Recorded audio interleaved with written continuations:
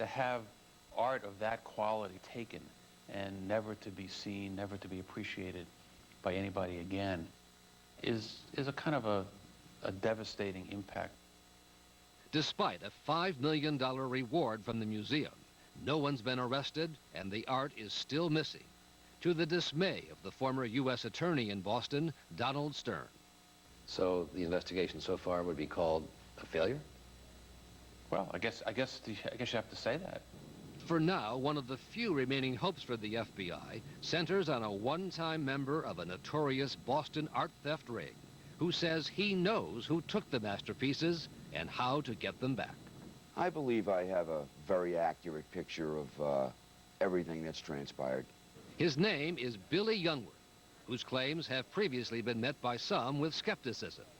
But within days of the theft, he became and remains a focus of the FBI investigation, even though he has about the best alibi possible for his whereabouts that night.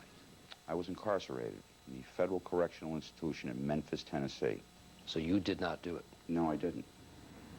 But for the last 7 years, Youngworth has been in a high-stakes battle of wits with the FBI, trying to prove that he can get the art back without giving the FBI enough proof to put him in prison for possession of stolen property. You saw it before it was stolen? Sure, in the museum. Have you seen it since? Have I seen it since? Why, of course not. Art thieves in the movies, like Pierce Brosnan in the recent Thomas Crown affair, seem such romantic figures. But not to someone who says he knows how it's really done. You know, they always portray, like, you know, some guy hanging from, like, black pajamas and a cable in the middle of the night, you know, beating the laser systems, when in reality all it really is like broad daylight, take it off the wall and run like hell. It was just after 1 in the morning, on St. Patrick's Day, 1990, that 2 men walked up to the side entrance of the tiny Gardner Museum of Art. They were dressed as police officers. Billy Youngworth says he knows what happened. Open up, it's the police. No one got hurt. There wasn't even a gun used. There was a full Nelson and a pair of handcuffs. With the 2 museum guards handcuffed in the basement, and surprisingly, no alarm wires on the paintings, the 2 thieves were free to roam a place that Youngworth says had long been targeted. The place was a joke. It was 1:24 in the morning when the 2 men dressed as police began what would become an 81-minute art thieves' dream. First, the Dutch room, where 5 of the 12 pieces were taken. Rembrandt's only known Seascape, The Storm on the Sea of Galilee, valued at well over $100 million. The thieves pulled it off the wall and cut the canvas out. Next, a few paintings over, Rembrandt's Lady and Gentleman in Black, also pulled down from the wall with the canvas cut from its frame. Then the thieves moved across the gallery room to one of only 32 known paintings by the Dutch master Vermeer, The Concert, estimated value as much as $200 million. Then it was back down to the ground floor, where the thieves took their final piece, an Edouard Manet portrait of a French gentleman, Chez Tortoni. A short time later, the thieves and the art left the museum through the side door and have not been seen in public since. So what happened to the art? Well, what happened to it? I think it found another home. According to Youngworth, the stolen art ended up at the home of a Boston crime gang boss named Joe Murray, convicted of running guns to the Irish Republican Army. People involved in the case say Murray bought the hot art from the original thieves for just $300,000. So the art ended up with Joe Murray. Yeah, one time Joe was in control of it. What happened? Joe died. He was killed, and he didn't control anything after that. Everybody was looking for it. And I don't mean the police. And somebody was just extremely clever and quiet and was sitting on it for a number of years until things cooled off, and then would try to market it. But Is that somebody you? no, of course not. Wasn't me. The FBI and federal prosecutors have signaled what some see as a dramatic change in tactics toward Jungwirth, a decision made by the new U.S. Attorney in Boston, Michael Sullivan. What is more important, a successful prosecution or a successful return of the artwork? And if they're mutually exclusive, I think a successful return of the artwork is a higher priority.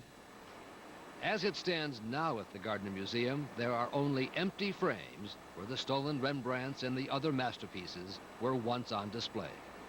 Under the terms of the will of the museum's founder, Isabella Stewart Gardner, nothing can be moved, nothing put in their place. And Jungwirth says it won't be as easy now to make a deal to fill those empty spaces as it once might have been. They were local and available, from what I understood. And, now, you're going to need a translator and a passport to get them. When we come back, the market for stolen art and the business of getting it back. Yard, who was involved in solving the theft of another version of the Scream back in 1994. And Sharon Flesher, Executive Director of the International Foundation for Art Research, a nonprofit group that studies authenticity, ownership, and theft in the art world. And let us begin with you, Sharon. Why is the loss of the Scream such a big deal in the art world? Well, frankly, the loss of any major painting would be a big deal in the art world. The Scream is a particularly iconic image because the young man in the Scream seems to be letting out a scream of horror and anxiety and terror that everyone seems to read into it as the anxiety of modern contemporary life. And so the image carries extra meaning beyond the normal painting by Munch. Charles Hill, as we heard, you investigated a similar theft back in 1994. In this case, do you think it's the work of professional thieves who knew what they were doing? Well, they're not professional thieves insofar as they go for big crime and big money. They're street criminals going for trophy crime. It's just that what they do when they do it, these sorts of thefts, robberies, as this one was, are so dramatic and so outrageous that's why people are quite rightly not just surprised, but tremendously dismayed by them. Why are you suggesting that this particular theft is not the work of pros who might have known what they were doing and the value that these works have had? Well, from the reports I've read, these were clowns that came in, didn't quite know what they were doing. They eventually yanked things off the wall. They went to their car, they dropped them, they tore them out of their frames. They did it all in broad daylight on CCTV cameras. They dropped the car off. No, these are just street criminals. They're nothing special, and they're certainly not stealing it to order for some Captain Nemo or Dr. No or any character like that. That sort of thing just doesn't happen. These are simply wise-ass punks who are doing this because they want to outrage everyone, and they want to have a laugh because they know how easy it is to do it, and that's what's so outrageous.